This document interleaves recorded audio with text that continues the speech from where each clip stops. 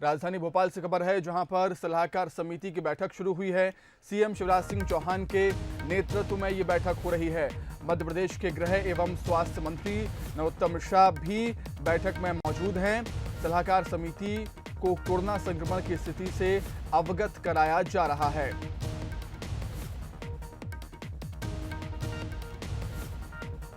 तो सलाहकार समिति की बैठक शुरू हो गई है। सीएम शिवराज सिंह चौहान इस बैठक की अध्यक्षता कर रहे हैं। उनके नेतृत्व में ये बैठक हो रही है और इस बैठक में मध्य प्रदेश के गृह और स्वास्थ्य मंत्री नरोत्तम मिश्रा भी मौजूद हैं। बैठक की तस्वीरें हम आपको दिखा रहे हैं। सलाहकार समिति को कोरोना संक्रमण की स्थिति से अवगत कराया जा रहा है कि किस तरीके के हालात मध्य प्रदेश में बने हुए हैं और क्या कुछ आगे की रणनीति होनी चाहिए इस महामारी से निपटने के लिए। और तमाम अहम बिंदुओं के आधार पर ये बैठक हो रही है। अहम विषयों पर चर्चा हो रही है कि कैसे निपटा जाए कोरोना महामारी से।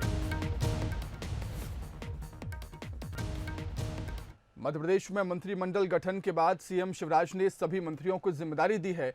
कोरोना पर राज्य स्तरीय समन्वय गृह मंत्री नरोत्तम मिश्रा देखेंगे। मंत्री गोविंद सिंह राजपूत को खाद्य सामग्री सप्लाई की जिम्मेदारी दी गई है, तो आदिम जाति कल्याण मंत्री मीना सिंह को पेंशन योजनाओं का जिम्मा सौंपा गया है। वहीं कृषि मंत्री कमल पटेल को फसल खरीदी की जिम्मेदारी मिली है, जबकि जल संसाधन मंत्री तुलसी सिलावट को छात्रों और श्रमिकों की जिम्मेदारी दी गई।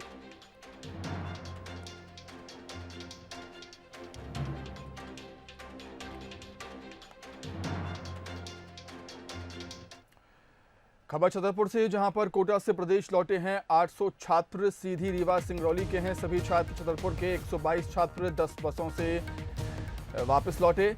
कुछ बच्चों के साथ परिजन भी मौजूद हैं। सभी बसें सीधी रीवा सिंगरौली के लिए रवाना हुई हैं।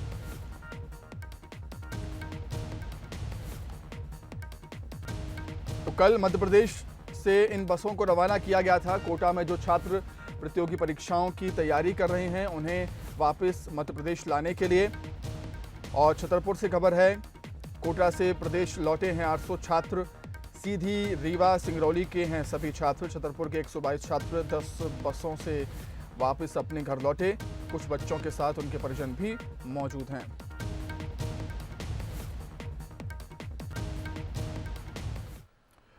मध्य प्रदेश में कोरोना वायरस पॉजिटिव मरीजों की संख्या 1600 के करीब पहुंच गई है। वहीं इससे अब तक 80 लोगों की मौत हो चुकी है और 201 स्वस्थ होकर अपने घर लौट चुके हैं। इंदौर में कोरोना वायरस संक्रमित मरीजों की संख्या 945 हो गई। वहीं राजधानी भोपाल में 287, उज्जैन में 57, जबलपुर में कोरोना पॉजिटिव मरीजों की संख्या 31 है। इस वक्त हमारे साथ में मौजूद हैं कैबिनेट मंत्री तुलसी सिलावट जी। और इंदौर में जिस तरीके से आंकड़े बढ़ रहे हैं, उसको लेकर आज जो प्लानिंग कर रहे हैं, अधिकारियों के साथ में बैठक भी करेंगे। किस तरीके का प्लान सिलावट जी बनाया? इंदौर काफ़ी जो है वो अभी चिंताजनक स्थिति में। मध्य प्रदेश का अजय स्थल इंदौर कोरोना वायरस के संकट में है। वाकई में चिंता का विषय है। चिंता के साथ चिंतन का विषय भी है, क्योंकि माँ अहिल्या की नगरी है, कला की नगरी, खेल की नगरी, संस्कृति की नगरी और उद्योग की नगरी, शिक्षा की नगरी। जब इंदौर, भोपाल और उज्जैन और जब पूरा राष्ट्र, पूरा मध्य प्रदेश इस संकट से जूझ रहा हो, इंदौर एक चुनौती के रूप में हमें उभरा है। संकट के रूप में हम संकट का सामना कर रहे हैं। ये संघर्ष का समय है। मैं इंदौर वासियों और मध्य प्रदेश वासियों से ये अनुरोध कर रहा हूँ, जो देश के प्रधानमंत्री जी ने कोरोना वायरस के संकट के लिए जो अनुरोध किया है, जो अपील की है, उसको स्वीकार करें।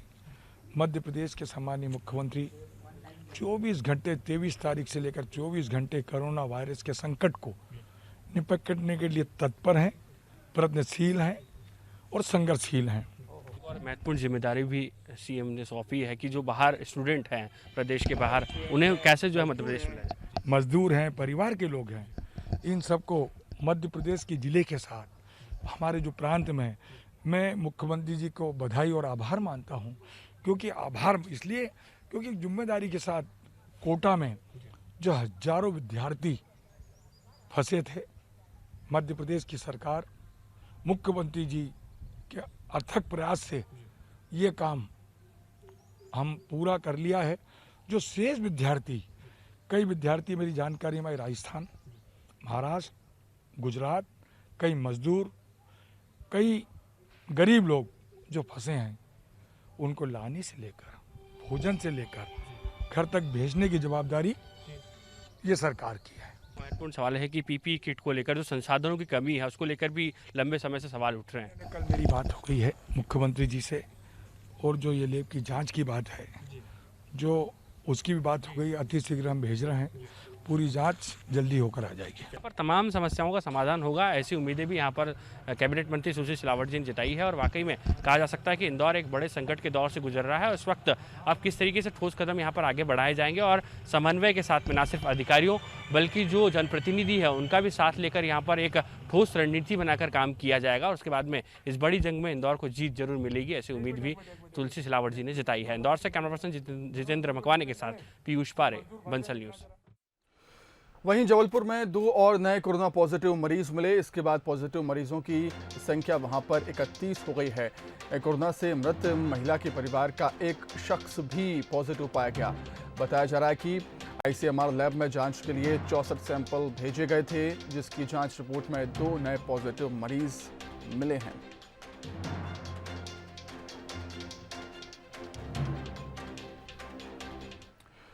वहीं खरगोन में कोरोना पॉजिटिव 3 नए मरीज मिले, जिसमें 2 युवक और 1 युवती शामिल है, जिसके बाद मरीजों की संख्या वहां पर बढ़कर 51 हो गई।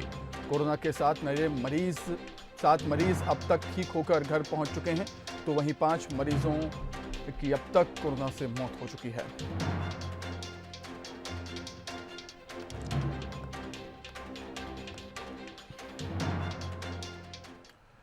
खबर उज्जैन से, जहां पर कोरोना के 9 नए मरीज मिले। मुख्य चिकित्सा अधिकारी अनुसुईया गवली ने इसकी पुष्टि की है। उज्जैन में मरीजों का आंकड़ा 62 पहुंच गया है। जिले में 8 लोगों की मौत भी हो चुकी है इस महामारी से। उज्जैन से इस वक्त की खबर मिल रही है, जहां पर कोरोना के 9 नए मरीज मिले, 9 नए मामले सामने आए। मुख्य चिकित्सा अधिकारी अनुसुईया गवली ने इसकी पुष्टि की। उज्जैन में मरीजों का आंकड़ा बढ़कर पहुंच गया है 62 और अभी तक जिले में 8 लोगों की मौत हो चुकी है।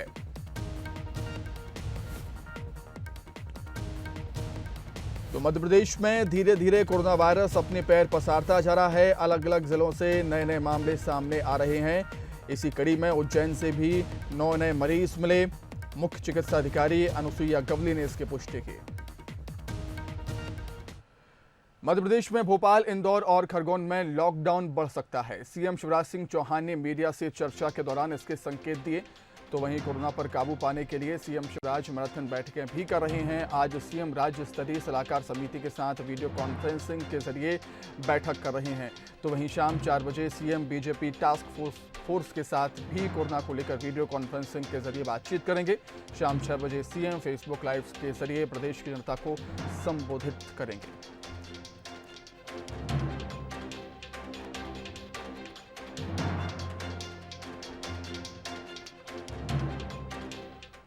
खबर रायपुर से, जहां पर कोरोना वॉरियर्स का उत्साह बढ़ाने को रायपुर से खबर मिल रही है, जहां पर वीडियो कॉन्फ्रेंसिंग के जरिए CWC की बैठक हुई है। सोनिया गांधी वीडियो कॉन्फ्रेंसिंग के जरिए बैठक की अध्यक्षता कर रही हैं।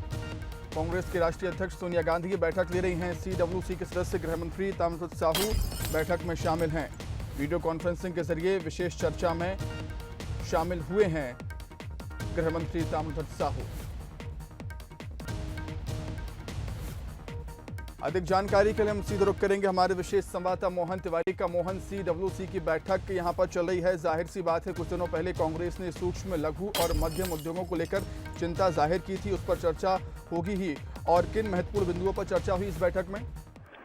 देखिए, CWC की कोशिश ये है कि वो समय समय पर इस बात की रिव्यू करे कि पूरे प्रदेश में कोरोना संकट के दौरान क्या फीडबैक आ रहा है और कांग्रेस इसको लेकर जो अब तक स्टेप उठा रही है, खास तौर पर लोगों की मदद करने को लेकर, वो क्या स्थिति पर है आने वाले दिनों में, क्योंकि लॉकडाउन अब खत्म होने की स्थिति में है। ऐसे में कांग्रेस का क्या स्टेप होना चाहिए और जो कांग्रेस शासित राज्य हैं वहां पर किस ढंग के जो प्लान करके इस पूरे संकट से निपटने की कोशिश की गई। तो पहले 1 घंटे इसी बात पे चर्चा हुई है कि कौन कौन से प्रदेश में किस ढंग से काम किए गए हैं। तो वो स्थिति को CWC के मेंबर छत्तीसगढ़ के गृह मंत्री ताम्रध्वज साहू ने सोनिया गांधी को बताया है और अब इस बात पे चर्चा हो रही है कि क्या और सुझाव दिए जाएं।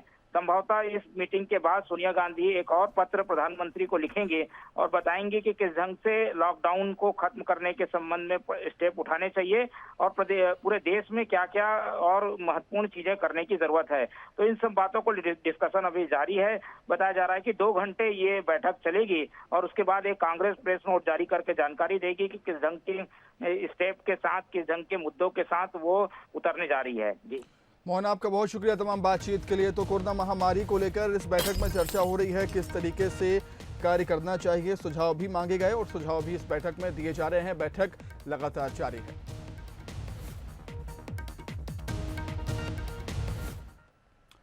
सीएम भूपेश बघेल ने गृहमंत्री अमित शाह से फोन पर बातचीत की। सीएम भूपेश बघेल ने प्रदेश के श्रमिक और छात्रों को वापस लाने को लेकर अमित शाह से चर्चा की है, जिस पर अमित शाह ने आश्वासन दिया है फौरन फैसला लिया जाएगा। मुख्य सचिव ने केंद्रीय गृह सचिव को प्रस्ताव भेज दिया है। बता दें कि लॉकडाउन के चलते दूसरे राज्यों में कई छात्र फंसे हुए हैं, जिनको वापस लाने के लिए सरकार भरपूर कोशिश कर रही है।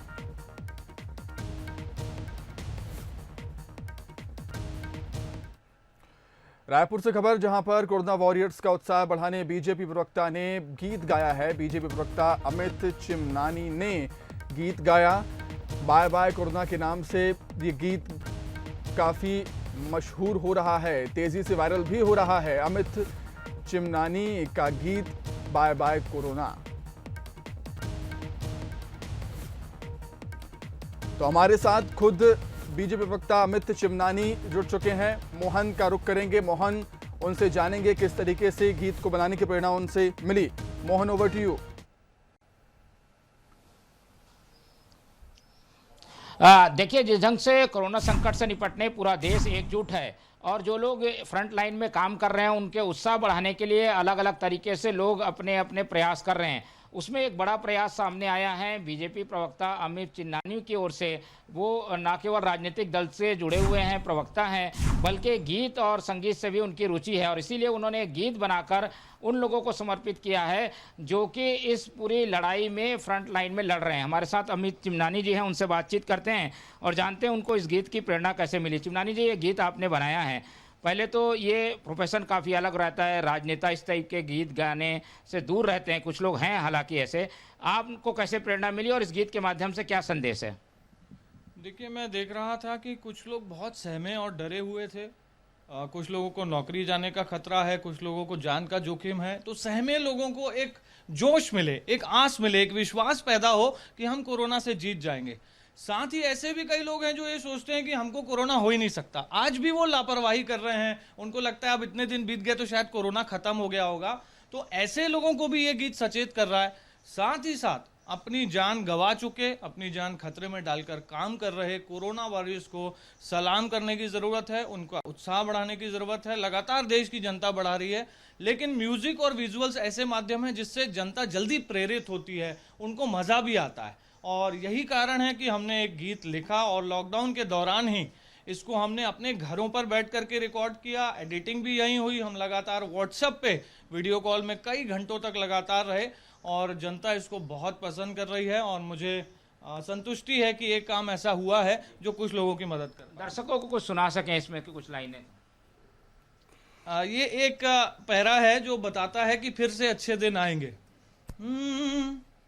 फिर से सजेगी यारों की महफिल, फिर हंस पड़ेंगे रोते हुए दिल, फिर से मनेगी अपनी दिवाली, फिर हम कहेंगे आके मुझे मिल, पर उसके खातिर हमें पूरा देना होगा साथ, होगी हमारी विजय, हमको यही है विश्वास।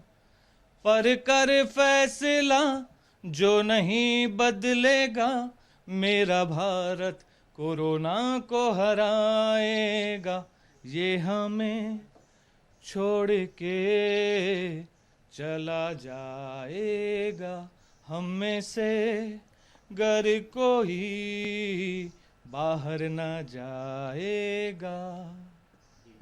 बहुत बढ़िया। लेकिन ये लॉकडाउन का समय है, ऐसे समय में रिकॉर्डिंग की समस्या और टेक्नीशियंस की समस्या, कई तरीके की समस्या रहती है। आपने इस सब से कैसे इसको दूर किया? किस ढंग की चुनौतियां आई जिसको आपने दूर करते हुए इस गाने को बनाया? देखिए, पहले असंभव जैसा लग रहा था कि ये होगा कैसे, क्योंकि मुझे लगा कि कुछ करना चाहिए, लेकिन लॉकडाउन है, कैसे हो। तो जो टेक्नोलॉजीज हैं, क्योंकि मेरी रुचि आज से नहीं 20 वर्ष से है, कई गाने मैंने गाए हैं, तो हमने वॉइस यहाँ पे रिकॉर्ड किया। उस वॉइस को हमने मेल के माध्यम से रिकॉर्डिंग स्टूडियो में भेजा, जहाँ पे वॉइस को मिक्स किया गया, म्यूजिक के साथ मैच किया गया, और उसके बाद जब गाना बन गया तो वो गाना और उसके विजुअल्स, जो वीडियो हैं और जो फोटो हैं, वो एडिटर के पास मेल के थ्रू भेजे गए, और हम लोग लगातार व्हाट्सएप से वीडियो कॉल पे कांटेक्ट में थे, और हम लोगों ने साथ मिल करके ये गीत बना लिया। ये आप अब जाते जाते कुछ ऐसा संदेश देना चाहेंगे अपने गीत के माध्यम से पूरे प्रदेशवासियों को कि इस समय कैसे ढांढस रखें, किस ढंग से हिम्मत और संयम से इस पूरे लॉकडाउन के दौरान इसे सफल बनाने का काम करें?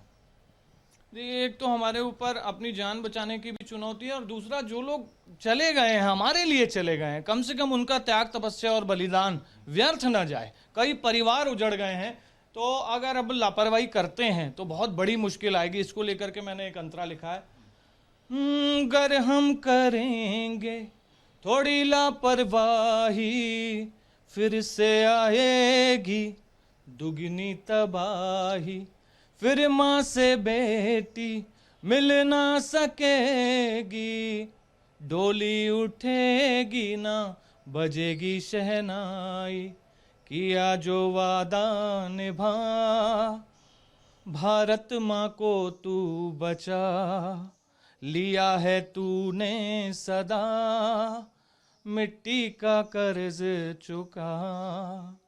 Thank you. तो आपने देखा, ये अमित चिमनानी का एक और रूप है। राजनेता के रूप में तो उन्हें जानते ही हैं, लेकिन उन्होंने गीत बनाकर समाज को प्रेरित करने की कोशिश की है और उन लोगों को मनोबल बढ़ाया है जो कि जो कोरोना वायरस है उसको लेकर फ्रंट लाइन में हैं और लगातार लड़ाई लड़ रहे हैं। जी शुक्रिया मोहन आपका तमाम बातचीत के लिए। और ये थे अमित चिमनानी, बीजेपी के प्रवक्ता, जिन्होंने बहुत ही अच्छा एक गीत बनाया है, खुद गाया भी है, उत्साह बढ़ाने के लिए कोरोना वॉरियर्स का, और लॉकडाउन का पालन करने की अपील भी लोगों से उन्होंने गीत के जरिए की।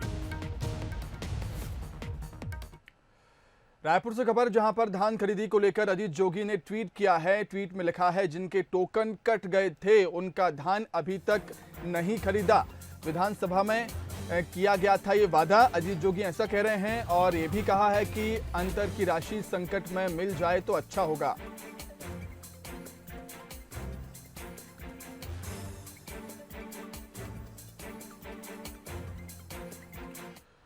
लॉकडाउन की वजह से देश भर में मंदिरों के कपाट बंद हैं। ऐसे में मंदिरों में जो चढ़ावा चढ़ता है उससे पुजारी जीवन यापन करते थे, लेकिन मंदिर बंद होने से पुजारियों के सामने अपना परिवार का लालन पालन करना मुश्किल हो गया है। रायपुर में भी पुजारी बेहद परेशान हैं, उनको घर चलाने में परेशानी हो रही है।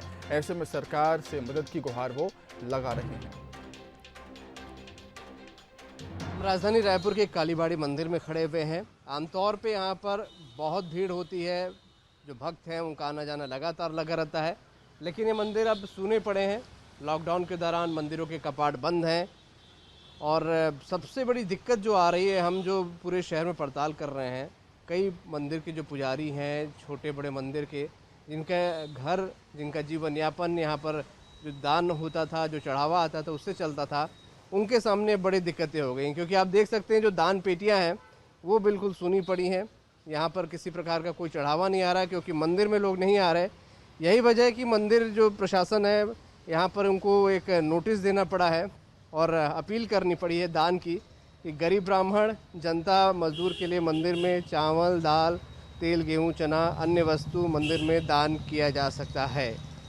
तो अब दान की अपील करनी पड़ रही है।